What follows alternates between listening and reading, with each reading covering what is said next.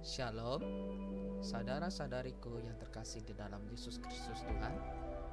Mari kita buka hati untuk mendengarkan firman Tuhan. Pembacaan firman Tuhan diambil dari ayat 2 Tawarik 7 ayat 14. Demikianlah firman Tuhan. Dan umatku yang atas namaku disebut, merendahkan diri, berdoa dan mencari wajahku, lalu berbalik dari jalan-jalannya yang jahat, maka aku akan mendengar dari surga dan mengampuni dosa mereka, serta memulihkan negeri mereka. Tema renungan pada hari ini dikasih judul Dosa Penyebab Masalah. Selama kita hidup di dunia ini, kita tidak akan terlepas dari namanya masalah-masalah, baik itu kecil maupun besar. Sejak kita menerima Yesus sebagai Tuhan dan Juru Selamat, bukan berarti kita bebas dari masalah. Dan Tuhan tidak pernah berjanji untuk hal tersebut. Namun Dia berjanji menyertai kita di dalam badai kehidupan, di dalam permasalahan yang kita alami.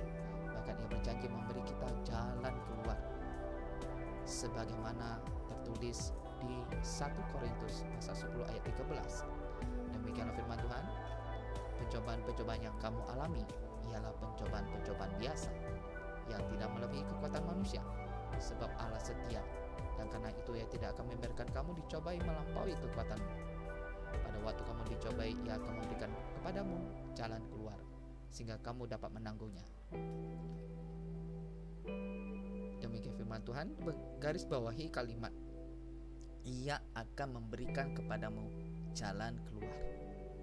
Pegang ini, pegang janji Tuhan ini, dan ingatlah kabar baik ini. Mungkin ada di antara kita tahu ayat ini, bahkan mengklaim janji ini di dalam doa-doa pribadinya. Namun ternyata masalah-masalahnya tidak kunjung selesai. Bahkan setelah selesai, di beberapa waktu kemudian muncul lagi. Mungkin membuat Anda frustasi dan depresi.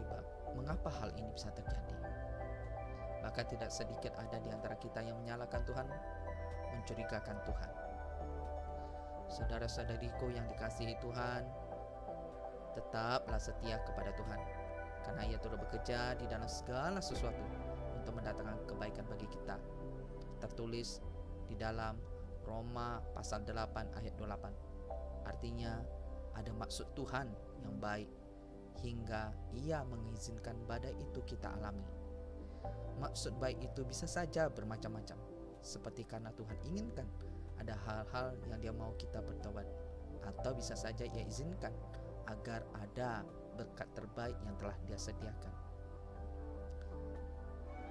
Seperti ayat pertama yang telah kita baca di awal, bahwa bisa saja ada dosa-dosa yang baik disadari maupun tidak kita sadari yang menyebabkan kita masuk dalam badai tersebut.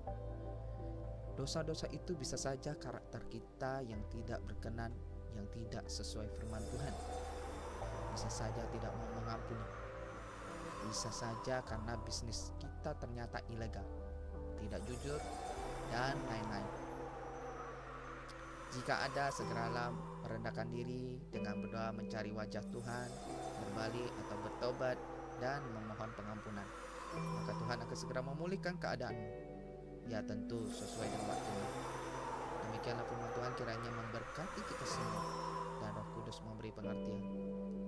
Mari kita satukan hati untuk berdoa. Bapa kami yang di surga, kami telah belajar firman-Mu yang mengajarkan kami untuk menyadari bahwa bisa saja masalah yang kami alami adalah disebabkan dosa-dosa kami. Bimbing kami untuk bisa menyadari dosa apakah itu, dan mampukan kami untuk berubah dan taat.